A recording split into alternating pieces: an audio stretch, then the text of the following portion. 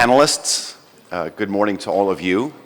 It is my pleasure to welcome all of you to the last session of the 2024 Antalya Diplomacy Forum. It's often said that you save the best for last, and I'm hoping that we can stay true to this saying. It's usually not my style, but we're up about 3 minutes early, which is good. Unfortunately, due to some previously arranged and non-changeable travel engagements, we're going to have to change the format of this session. Mahmut Hoca will actually have to leave pretty soon. He is embarking on an odyssey, literally. I believe that you have a 3-hour drive to Konya, and then you'll be flying to Istanbul, and then to Central Asia. So good luck on that odyssey. So I'd like to begin as quickly as possible. That being said, this will probably be a slightly shorter session than originally planned. That is also because at 12:30, in about an hour's time, we will be having the closing remarks of the 2024 Antalya Diplomacy Forum being delivered by the Minister of Foreign Affairs for the Republic of Turkey, Mr. Hakan Fidan. So I think most of us will like to attend that too. On a personal note, I'd like to say that I'm extremely pleased by how full this house is. I'm also pleasantly, I shouldn't say pleasantly surprised, I was expecting this, to see the number of how many young people we have here. It really warms my heart. There's a different energy when the average age is actually a little bit lower, which is a good thing. So welcome to all of you. Today we gather to delve a little bit deeper into the profound impact of shared values and the passing on of knowledge. We have to explore how these fundamental values serve as a catalyst for collaboration and regional cooperation. We're going to be looking at the dynamic interplay of culture and education, and how unveiling the keys will actually unlock what we're all looking for in this panel session, and that is regional cooperation. Without further ado, I'd like to introduce my esteemed panelists. To my left is Mr. Erol Özvar. He is the President of the Council of Higher Education here in Turkey. Sayın Başkanım, hoş geldiniz. We also have Şahin Mustafayev. He's the President of the International Turkic Academy. Mustafa Bey, hoş geldiniz. Şahin Bey, hoş geldiniz. Aktoti Rahimkulova is the President of the Turkic Culture and Heritage Foundation. Madam, welcome. And rounding off the pack, we have Mahmut Erol Kılıç, is the Director General for the Center for Islamic History. Now, normally, actually, I would have started off with a short statement and some questions, but due to some time restrictions, as I just previously stated, we're going to hand over the floor to Mahmut Hoca, who will actually give a short presentation, and actually that is the format that we're going to be proceeding with. Mahmut Hoca. Thank you very much, Mr. Chairman. The short statement about what we are doing. Yes, we will start like this. Yeah. All right. So I am Director General of the IRSIKA. IRSIKA is belong to OIC, Organization of Islamic Cooperation, consists of 57 member states, focusing on history, art, and culture. So I am presently for 3 years. I have been dealing with as a Director General of this organization. So let me continue my presentation, since the majority is Turkish students here. So with your permission, I will shift to Turkish. So there's a... So yeah, some of our guests will be speaking in English, but also in Turkish. So if you feel comfortable in any other language besides these, please don't forget to grab your simultaneous headsets. Otherwise... All right, thank you. Merhabalar, çoğunluğun Türk öğrenci olduğunu gördüğümüz için Türkçe konuşmayı tercih ettik. Aramızda zaten YÖK Başkanımız var ve aynı zamanda Türk Konseyi üyeleri var. Onlar da Türk dilinde konuşacaklar. Peşinen özür dilerim. Başkanımızın da söylediği gibi Hive İslam şehri ilan edildi. 2024 yılı İslam şehri, Özbekistan'ın Hive şehri. Yarın onun açılışı var Hive'de. Dolayısıyla benim o uçağı yakalayabilmem için buradan Konya'ya, Konya'dan İstanbul'a, İstanbul'dan Hive'ye uçmam lazım. Onun için çok kısa bir sunum yapıp izninizle ayrılacağım. Peşinen özür dilerim. Eğitim ve eğitimin uluslararası ilişkilerde insan kalitesini belirlemedeki rolü hepimizin malumudur. Ancak tabii ki eğitim dediğimiz şey, eğitim felsefecilerin de dediği gibi yansız bir şey değildir. Yani eğitim derken sizin kastınız ne olabilir? Onu peşinen belirlememiz gerekiyor. Rönesans'tan sonra insan eğitiminin içeriğinin daha maddesel yönüne vurguyla daha ölçülebilirliğin, ele avuca gelebilirliğin esas alındığı, daha rasyonelitenin öne çıkarıldığı bir insan tipi inşa edilmesi planlandığı için bu noktada insanı tanımlayan antik felsefecilerin, antik bilgelerin görüşlerinden biraz uzaklaşıldığı görülmektedir. Oysa ki Delphi mabedinin girişinde Noverim me noverim te, kendini bil, evreni bilirsin, kendini bil, kendini tanı gibi sözler varken antik felsefede bunun ihmal edildiği, daha ölçülebilir, dış dünyanın daha ele avuca gelebilir halini ölçebilen bir insan yaratılmaya çalışılmıştır. Prometeci anlayışla göklerden alıp yere indirdik. Artık insanın gökle bağını kestik anlayışı beraberinde yalnız bir insan tipi oluşturmuştur. Günümüzün, çağımızın birçok probleminin de acizane bendeniz burada görmekteyim. Çünkü insan kadim anlayışta evrenin bir parçası, alemden bağımsız bir entite değil, evrendeki yasalara tabi, sistemde, alemde oluş ve bozuluş yasalarıyla beraber insan da bunun en önemli bir orkestra şefi.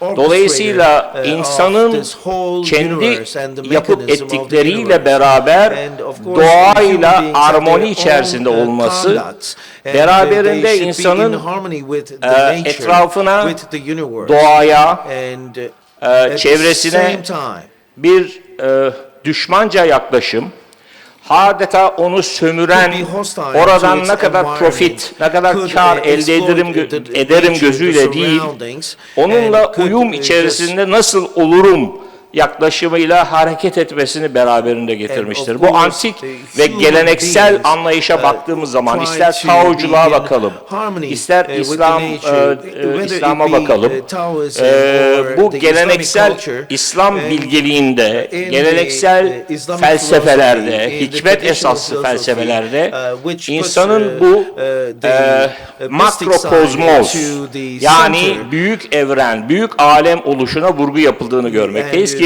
modern eğitim anlayışında maalesef dışlanılmış bir yaklaşım tarzı olmaktadır. İktisat tahsil edenler, ekonomi tahsil edenler bilirler ki iktisadın tarifi yapılırken daha giriş cümlesi olarak iktisadı sınırlı doğa imkanlarına karşılık sınırsız insan ihtiyaçlarının belirlenmesi ilmi olarak tarif yapılır. Bu baştan o doğanın tahrip edileceğinin bir imza törenidir. Sınırsız insan ihtiyaçları karşısında doğa direnemez. O açıdan da burada kadim bilgelikte ki İslam özeline geldiğimiz zaman özellikle bizim bilgelerimizin, especially gerek our Anadolu erenlerinin, philosophers, mesela bir our Mevlana'nın, philosophers, bir our Yunus Emre'nin sayings, fikirlerine baktığımız zaman, when you look at bir them, Sadi you Şirazi'ye just, baktığımız when you zaman look at Mevlana, şunu görüyoruz Sadi ki Şirazi, Sadi'nin bu söyleyeceğim, birazdan okuyacağım what mottosu I'm Birleşmiş going to- Milletler'in I'm going to girişinde read an ana extract motto from olarak his work, alınmıştır. and this is the Ama motto of the sadece United Nations. kağıt üzerinde But kalan it's, bir şiir only olmuştur bu. on, Beni paper. Adem azayı yekdigerend. Bütün insanlık birbirinin bir uzvu, bir parçası gibidir. Bütün insanlık birbirinin parçası gibi ise birbirinin acısını hissetmelidir. Bu anlayışla hareket eden insan tipinin eğitimi bizim geleneksel anlayışımızda teedip olarak, eski Türkçe'de Arapça kökenli olarak teedip yani edeplenme eğitimiyle beraber görülür. İnsanın iç eğitimi onun dış eğitiminin de bir beraberinde kalitesini de yükseltecektir. Dolayısıyla iç eğitimin de modern eğitim anlayışında ama how yani nasıl olacağı tabii ki çok uzun tartışmalara ve görüşmelere ihtiyaç duyuyor. İç eğitiminin ilkokuldan başlamak üzere bütün insanlığa öğretilmesi gerekliliği kanaatindeyim. Çünkü biz bir bütünün parçalarıyız. Bugün Brezilya ormanlarında büyük bir orman yangını çıktığında bana ne Brezilya benden çok uzak diyemiyorsunuz artık bir Türkiye genci olarak. Çünkü Brezilya ormanları ekosistem olarak Anadolu'yu etkiliyor.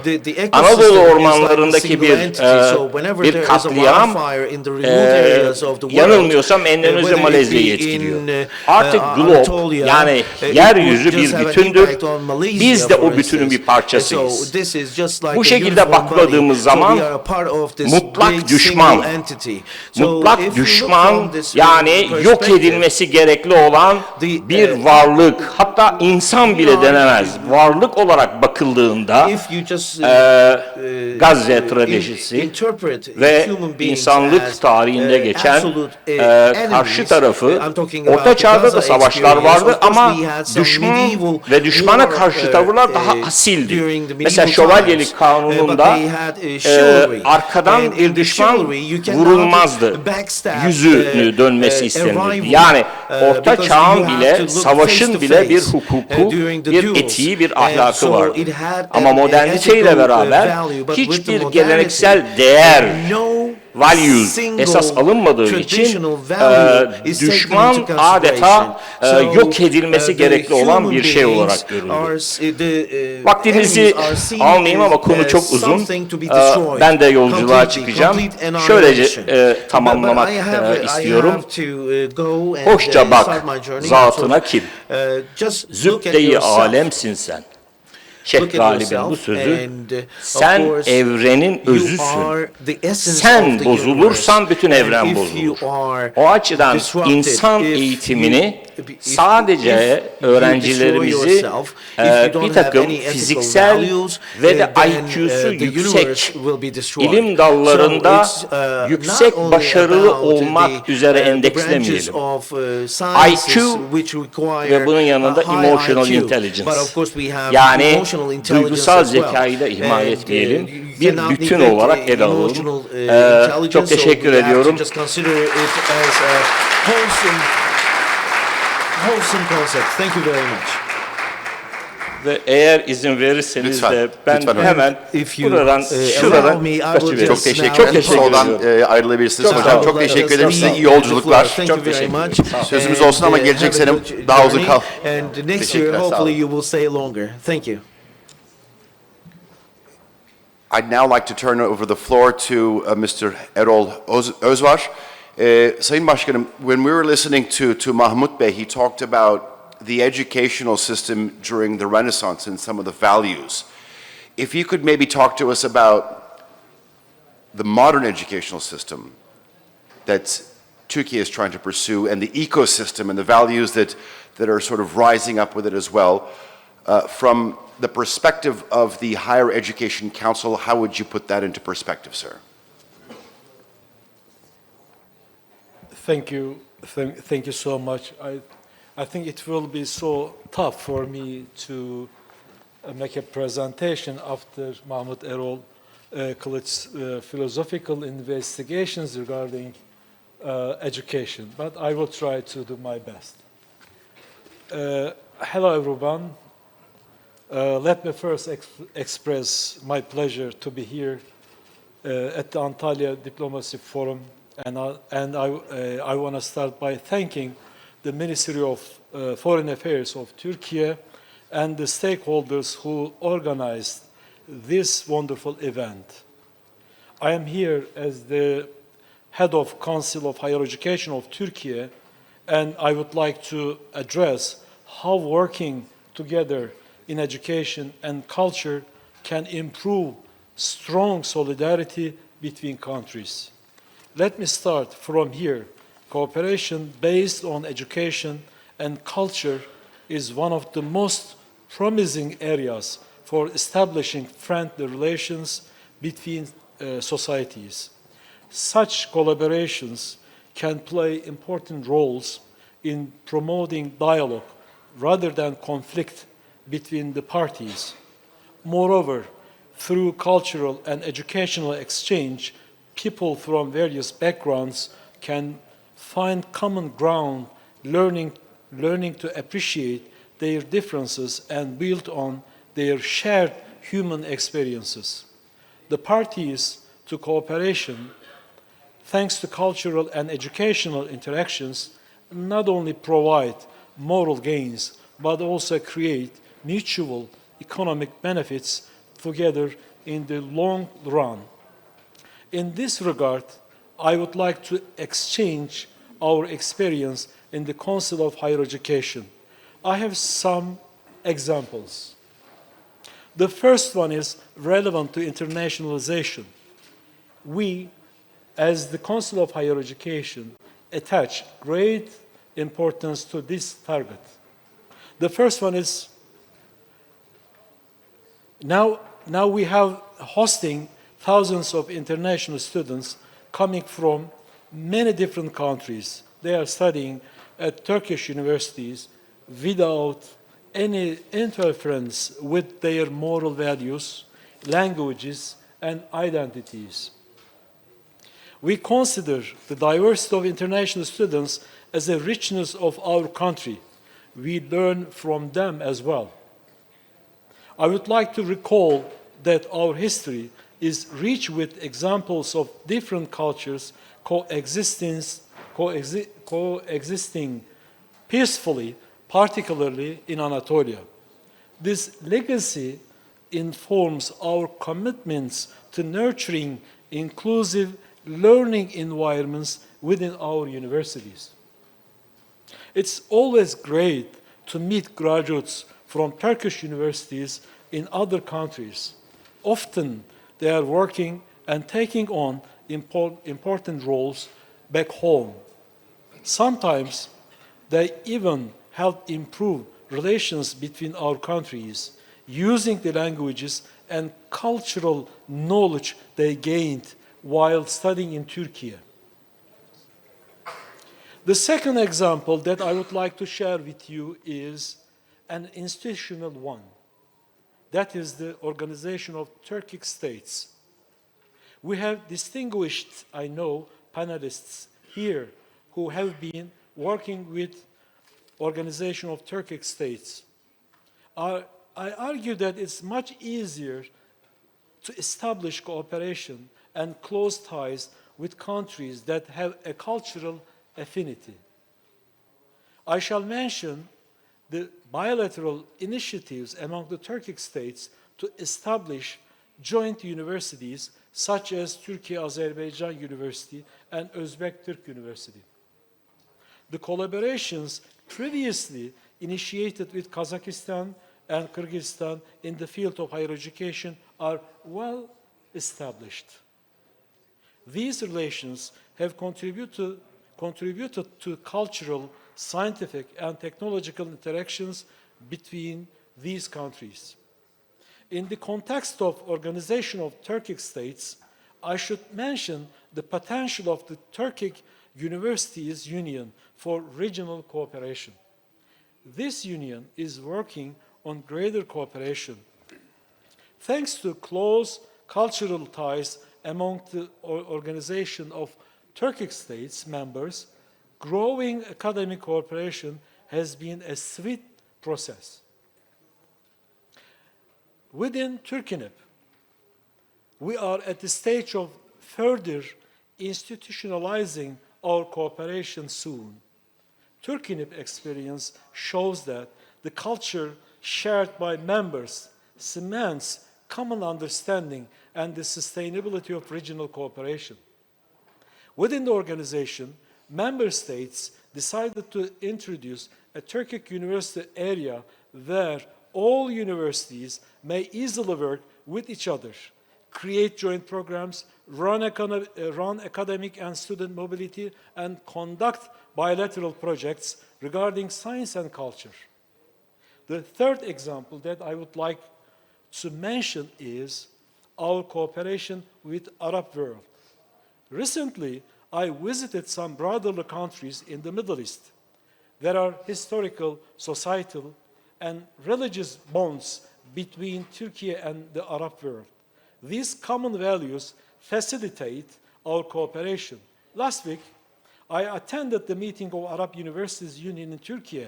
I once again witnessed the impact of higher education on regional cooperation. We negotiated academic mobility initiatives, program designs, and schedule reforms without feeling alienated from each other. It shows us that university leaders and scholars can connect more swiftly than others, paving the way for the broader communication and solidarity between nations. Last but not least, let me underline that at the Council of Higher Education, we have been working on the concept of science diplomacy, integrating education and culture as its cornerstones. This approach is not just a priority, but also it's a new perspective that enriches our international collaborations. For example, our active participation in the European higher education area and recent successes like the Euro-Asian Higher Education Summit in Istanbul underscore our commitment to science diplomacy. With the culture of working methods, we believe that enhanced interaction at the regional level could be beneficial to all stakeholders. But creating these partnerships can be tough. The key is to show how these agreements can lead to good things, like preparing our young people for the future with new competencies and knowledge. This will be, I do believe, influential incentive for each participating party. I conclude my initial remarks here, and I'm ready to engage further discussions. Thank you for patience. Thank you very much, Mr. President. Some very important points that you actually pointed out. I very much agree with you in the sense of the first point that you made, the internationalization, Right. and how it actually promotes youth mobility and how this plays a very, very key role in actually a regional cooperation. I think the second issue that you talked about, you mentioned the Organization of Turkic States. I believe later this year, which I'm going to get into with Madam Raimkulova in just a bit, but 15th year. And as we're seeing the importance of organizations like the OTS gain a firmer ground on the international arena, in a rising tide, all boats rise. So there's a clear advantage there too. And it's always good that where you have a common denominator. You also talked about regional cooperation, which is interesting because you brought an interesting angle outside of the Turkic world. You mentioned the Arab states and obviously diplomacy, and we're seeing how that evolve and familiarizing ourselves with science diplomacy. Thank you very much, and hopefully we'll come back to a round of questions with you, Mr. President. Madam Raimkulova, let me turn to you. I mentioned the Organization of Turkic States. That also plays an important role under the Culture and Heritage Foundation for the Turkic world. If I could just give you the floor for some maybe opening statements about your organization and talking about the importance of education and culture. I'd also like to, if you could maybe touch upon the Turkic World Vision of 2040. Thank you very much. Thank you very much for this opportunity. And I'm very happy to be here. Merhabalar. Құрметті ханымдар мен мырзалар. Mən sizi Türk Medeniyeti ve İrsi Fondu adından I would salamlayıram. like to welcome you all Sizi on Türk behalf of Turkish civilization and my Miras institution, Vakfı which is adından the Turkish Culture selamlıyorum. and Heritage Foundation. Dear participants of the conference, I greet each of you on behalf of the Turkic Culture and Heritage Foundation. First of all, I would like to thank the President of the Turkic Republic of Turkey, Mr. Recep Tayyip Erdogan, to thank for organizing such a significant event.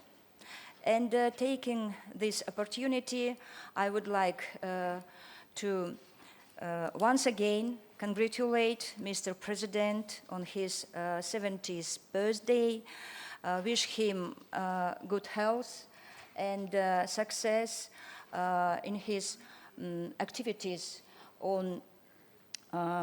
activities for the benefit of the Fraternal Republic of Turkey. Culture and education, I think, are two key aspects that determine the development and degree of well-being of the nation and the formation, the quality of the entire society. In Turkic countries with rich history and cultural heritage, these areas play a particularly important role.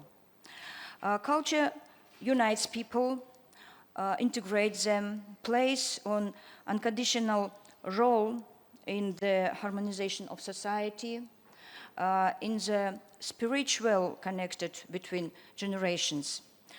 From time immemorial, the Turkic countries had many points of contact along the historical path, which caused the emergence of similar layers of cultures, customs, and traditions.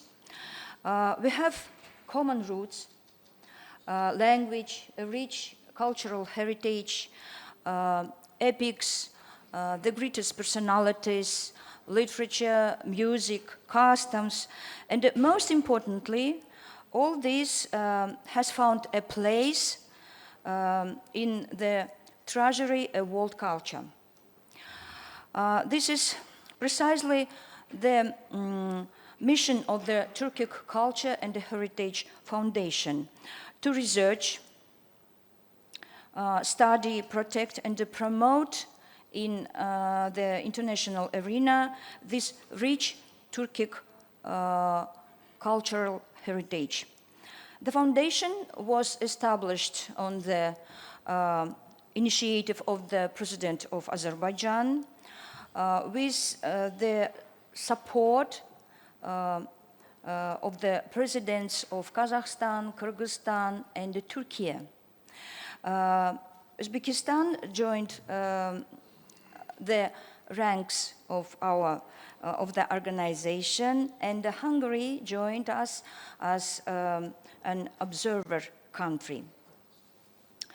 The creation by the heads of Turkic states of the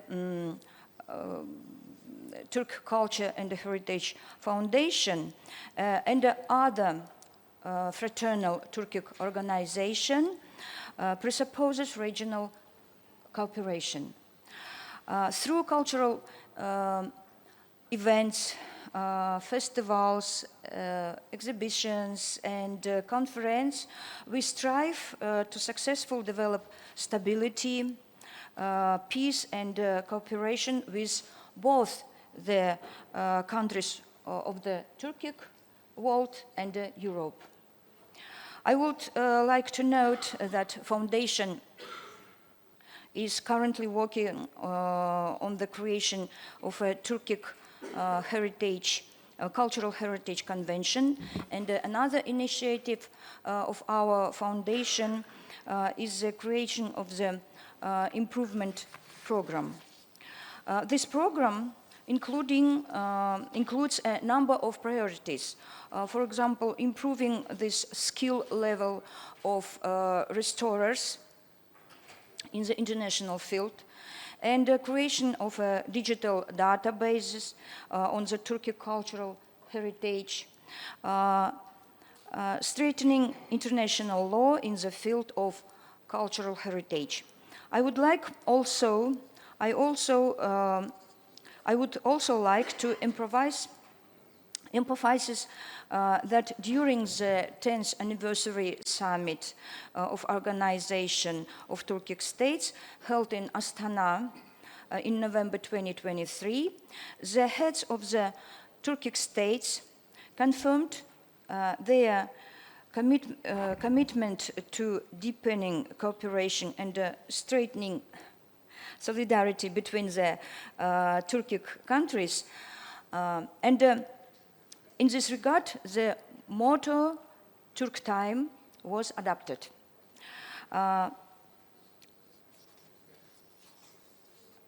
In this context, we are implementing projects, a lot of projects. I think Turk Time abbreviation reflects 8 priorities that will be given priority attention of the President, the Turkic states. These traditions, unifications, reforms, knowledge, trust, investment, mediation, and energy. In these programs, in this context, we are implementing projects such as, for example, signing memorandums with universities of Turkic countries and Europe, and creating centers of Turkic heritage, forming a common information space, and creating the digital heritage, digital Turk heritage platform, and online platform Turk Discovery. What I have listed today is just a part of everything that we do. We don't stop there, and we are open, always open to new initiatives and new projects. Thank you for your attention. Thank you. You know, it's interesting when you talk about common culture, common language, common values.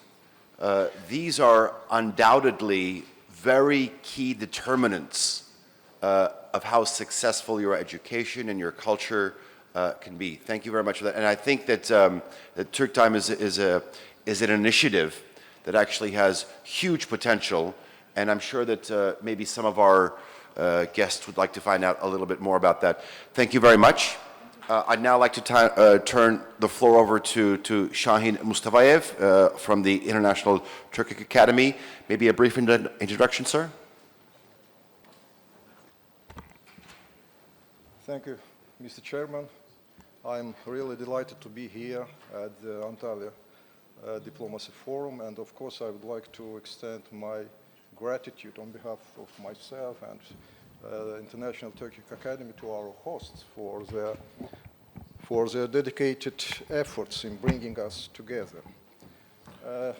Indeed, the Antalya Diplomacy Forum continues to convene key stakeholders and to be one of the premier platforms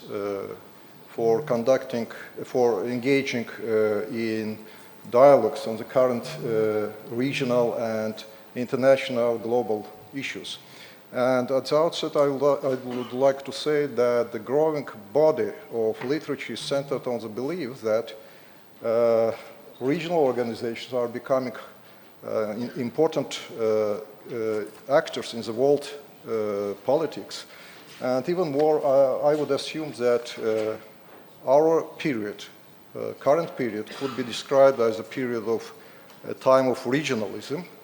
That's why it's so important to understand how the regional cooperation initiatives can contribute to the advancing of diplomacy in the times of turmoil.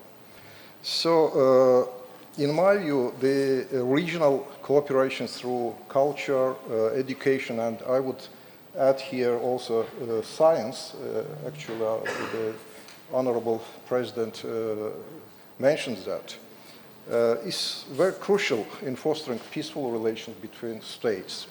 And that's why policymakers must prioritize culture, science, and education, and as critical components of the diplomatic activities and strategy. Culture and education help foster understanding and tolerance between people, and they cultivate conducive environment for sustainable peace, dialogue, and cooperation. For instance, cultural exchange programs promote the sharing traditions, values, beliefs among nations, and therefore the art exhibitions or film and music festivals, literary events, they break down stereotypes and promote empathy and lasting friendship. All of this is part of the cultural diplomacy.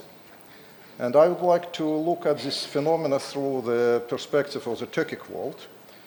I think it would be very naive to ask ourselves to what degree cultural and science diplomacy is important for the Turkic countries and communities, because no doubt that they are really crucial for the Turkic world. And it's determined by the very history and geography of the Turkic world. Because you know that the Turkic world possesses, excuse me, microphone? Sorry. Yeah. Because you know that Turkic world possesses extremely rich cultural heritage, thank you, cultural heritage, and we have a lot of monuments and sites of our common cultural heritage, which are scattered all over the vast areas of the Eurasia and in the territory of different countries. And protection and, I would say, safeguarding of these monuments and sites of our common heritage is not just duty of one country, but of all whole Turkic world, since it's our common heritage which forms our common identity and common history. And I think that this issue is probably most important and relevant in our days when we can witness the degradation, gradual degradation of the international law, a lot of armed conflicts, etc.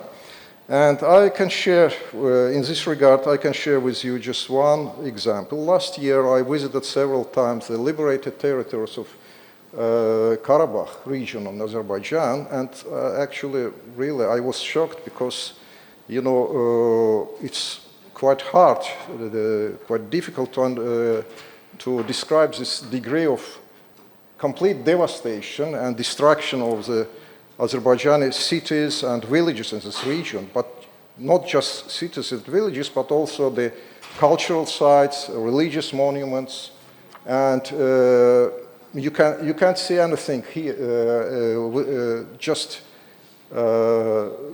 distracted villages, ruins of cultural sites. So I think that protection of our common cultural heritage is very such an urgent issue for all of us, for all Turkic countries and communities. And the fulfillment of these duties and commitments is possible just as a result of cultural diplomacy, and I would add also science diplomacy in our times. And both in the governments and the relevant regional and international organizations, including Turkic cooperation organizations. Let me give you another example of that, also related to our common cultural heritage.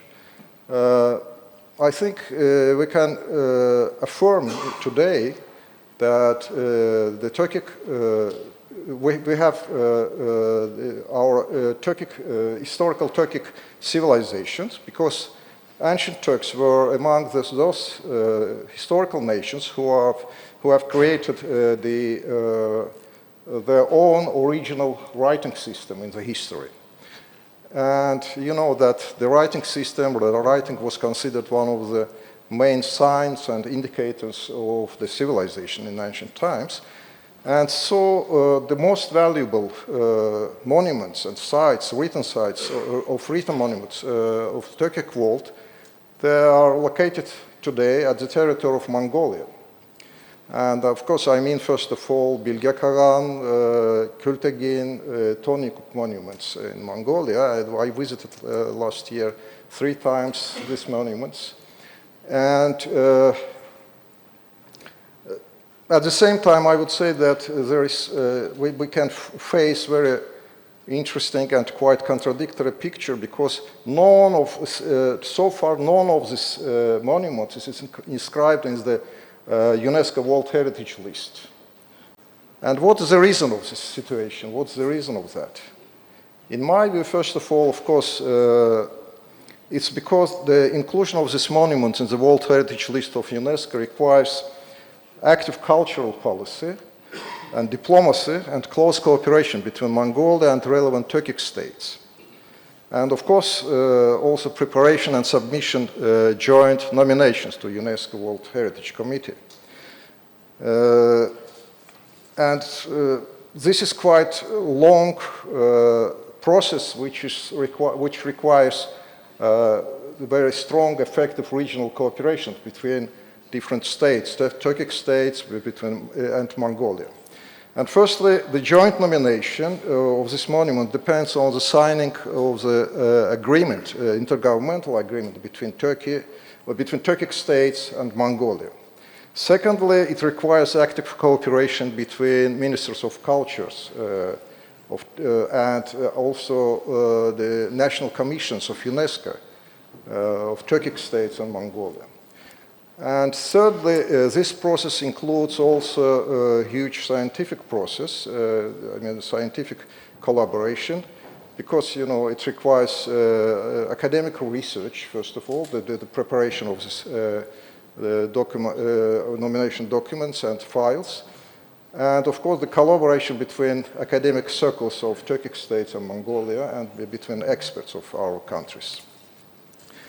So I would like to emphasize once again that joint nomination for our common historical and cultural heritage is possible as a result of effective collaboration and cooperation on the regional level between our countries and between governmental bodies, between international and regional organizations, between non-governmental organizations and local communities.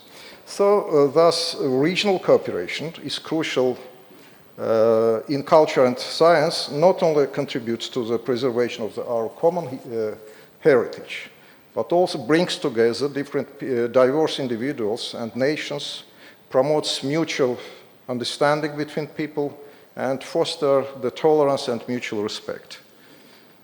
And all this contributes to the establishment of sustainable peace and cooperation among countries. Thank you.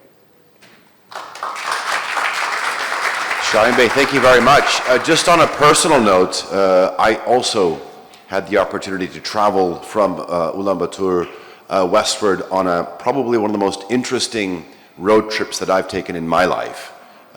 It was a 16-day journey in an old Soviet-era Russian van all the way out to the Kazakh border, and I did actually get a chance to see some of those Turkic monuments.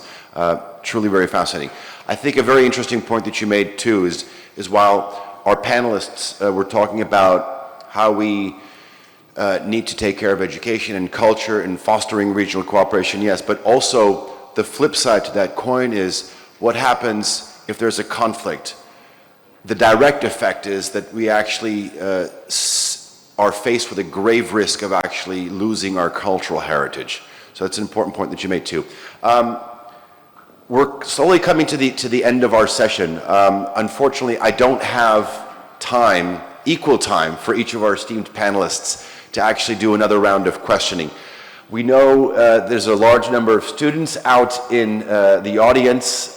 It's not often you actually get to come face to face with the caliber of the panelists. So with respect, I'd like to maybe hand over the floor to some of our students or academics, some familiar faces in the audience.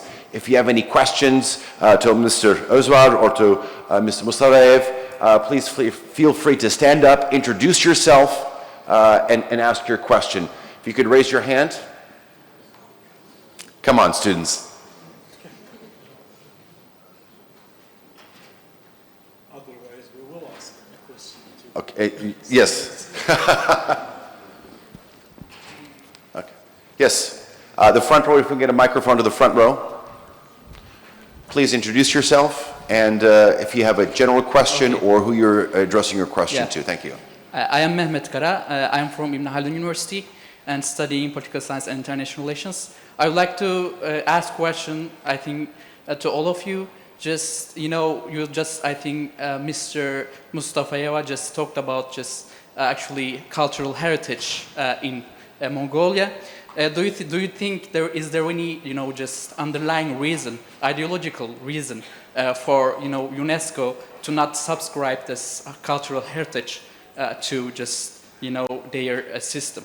Also in Turkey, we have many different diverse cultural heritages, but actually compared to European countries, we have a less number of cultural heritages in Turkey.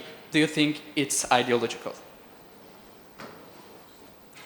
Thank you for your question. Of course, I wouldn't say that there is any ideological reasons for that, because, in order to inscribe this monument in the World Heritage List of UNESCO, we have to start this process.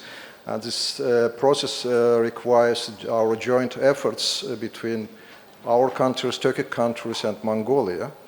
Actually, I've already mentioned that I visited last year several times Mongolia, and Turkic Academy is conducting excavations in Mongolia in Nomgon Valley, in the region where the old memorial complexes of Turkic Khagans are located. And I think that we just should start this process jointly with our Mongolian colleagues, with governmental bodies, with international organizations of Mongolia, and I think we will succeed in this process. But we should start. Thank you.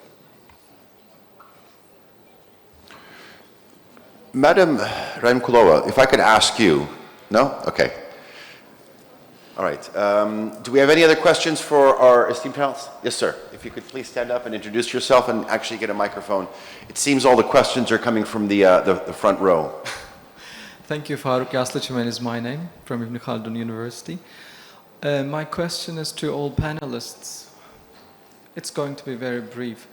Aside from all these formalities that can easily be set up, established, or in time can dissolve, what are the content-based, project-based, substantial things that you may, or these corporations can give birth to or can yield some results? Because we know that it is easy to establish institutions, set up some formalities, but what is going to be the game changer here in these corporations? What is the substance?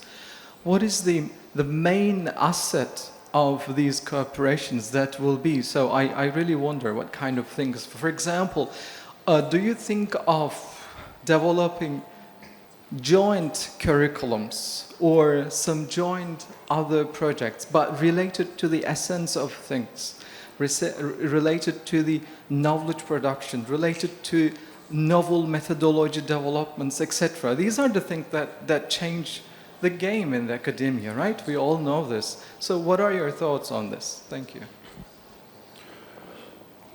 I think this is a question that you sort of went into in your opening speech in terms of the joint collaboration when it comes to curricula. I think you mentioned a university in Azerbaijan. Faruk was actually, show me the meat of this. How do we go from just setting up institutions to the real gist of it?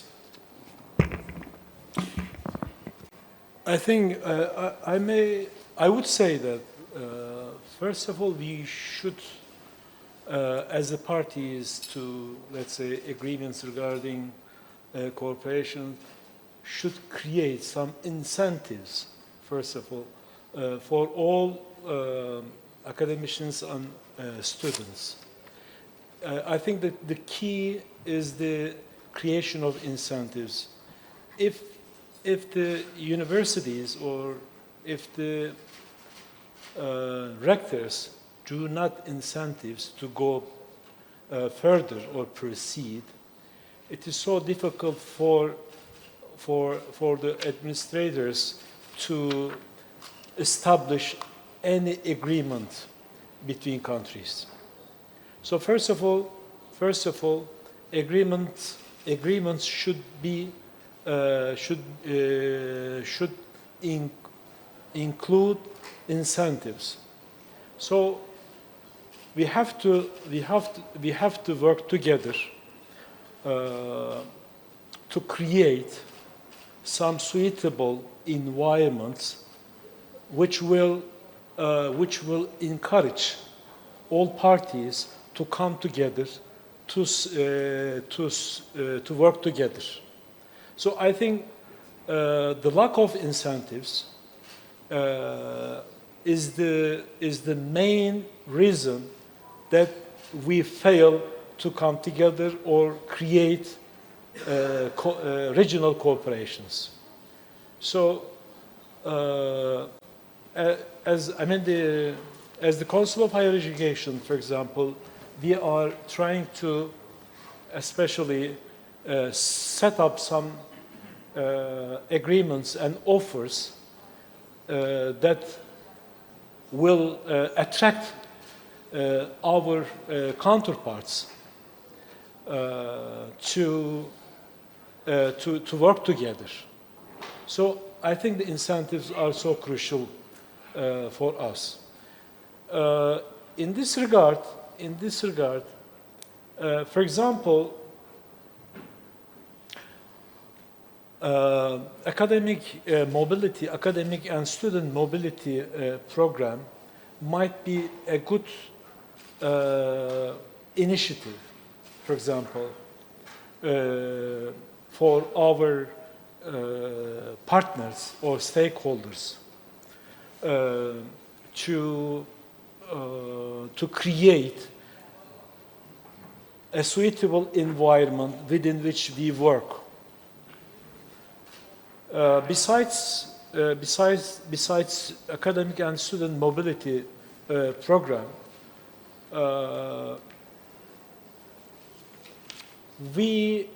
I think we should prove our strength with each other regarding the quality programs at our universities. I can say that quality assurance might be a good example for us to encourage our stakeholders to work together for regional cooperations. So these two examples might be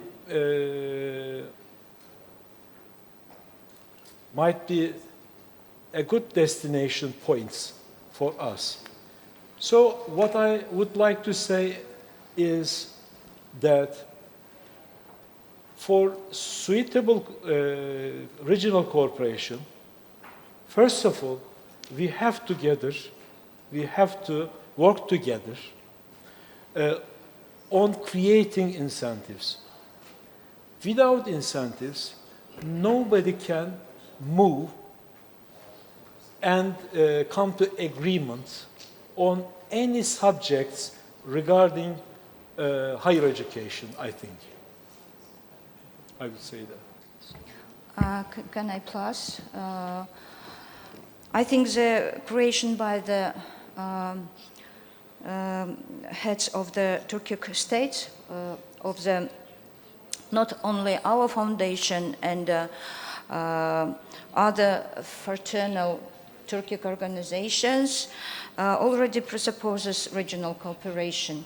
And through not only cultural events, educational events, conferences, and program of academic mobility, I think we strive to successfully develop stability and peace and cooperation with both the countries of the Turkic world and Europe. I think so.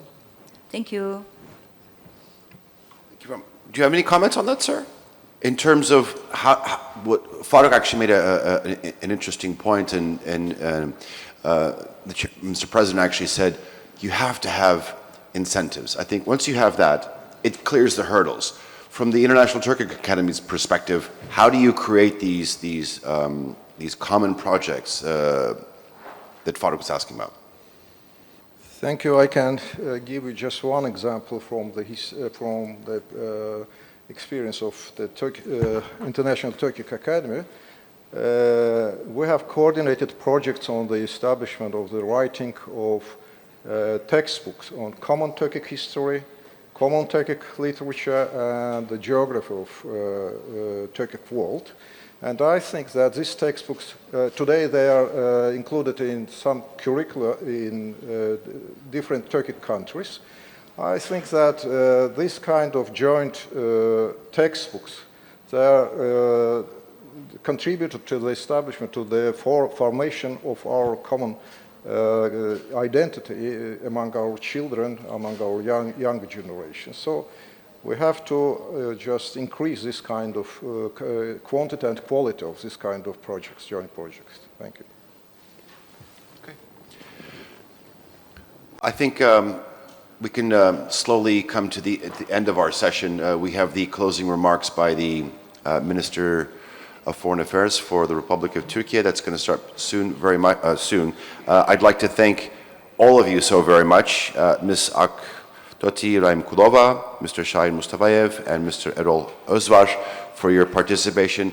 Ladies and gentlemen, please join me in actually thanking our esteemed guests.